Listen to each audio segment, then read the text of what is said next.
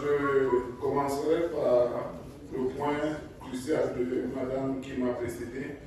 Le respect, la prise en considération et le respect des peuples autochtones dans leur culture, dans leurs moyens de subsistance et dans leur mode de vie. En rappelant que les peuples autochtones s'étendent aussi bien de la forêt à la savane, avec notamment les peuples Bororo également. Et dans la savane, je voudrais soulever ici un plaidoyer que nous portons. C'est celui de la reconsidération ou de l'annulation des réserves foncières dans la Damawa, notamment dans les départements du Méré et du Djeren. En ayant suivi les riches échanges de ce matin dans cette auguste assemblée, nous nous demandons si tous les bœufs ne sont pas avant la charrue. Voyez-vous, il y a des superpositions de cadastres miniers, parce que dans la Damawa, on a tout. Il y en a qui prennent le sol, le sous-sol et la forêt. Donc, nous avons de tout, et par exemple, dans le département du Béré, nous sommes réduits à des superficies. Nous avons 82% du territoire du département qui est occupé par les institutions. Dans le département du Djeren, qui fait 1300 hectares, 1 300 000 hectares, il y a déjà 1 100 000 qui sont attribués aux mines. Le reste va aux réserves foncières. Le département du Bénin qui fait 1 400 000 hectares, il y a déjà 1 300 000 qui vont aux mines. Le reste vont aux réserves foncières et nous avons les parcs nationaux de la vallée du Bénin, les parcs nationaux du Mba. Donc, il est important de considérer que ces zones ne sont pas vides.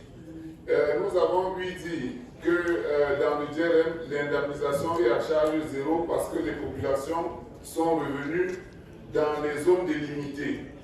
Nous vous prions de porter votre attention sur les données anthropologiques et de vous souvenir quand même que parmi les grands résistants à l'avancée allemande dans ce pays, il y avait les peuples de Tibati. Les colons allemands ont mis 1 an pour passer Tibati et on ne peut pas venir expliquer que les titres fonciers ayant été établis en 2019 ont eu de nouveaux arrivants. Ils étaient là avant.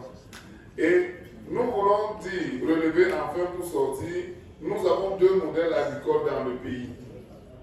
Nous avons des grandes exploitations comme CDC qui ont, je vais emprunter l'expression de l'honorable Djemeni, à qui nous disons toute notre admiration ainsi qu'on repasse pour le lumineux travail. Alors, on a des grandes exploitations qui ont procédé par des accaparements de terres, comme la CDC. Et nous avons le plus grand agro-industriel de la région de tout le septentrion, c'est la Sonocoton. La Sonocoton n'a pas 1 mètre carré de terre. Tout comme l'UCAO, ils n'ont pas 1 mètre carré de terre. Et pourtant, ils produisent, ils font tourner l'économie. Pourquoi est-ce que nous croyons qu'il faut d'abord s'accaparer des terres avant de lancer les agro-industries? En 2015, le ministère des Mines a pris 519 hectares à Ouassa-Babouté.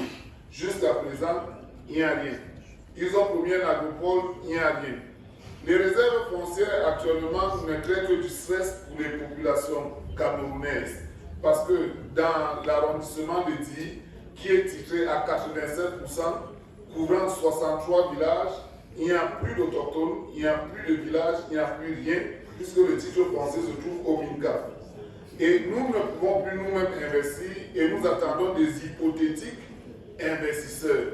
Nous ne savons pas si nous avons été déclarés inaptes à toute forme d'investissement par notre propre gouvernement ou si c'est que c'est une stratégie pour donner la chance à tous.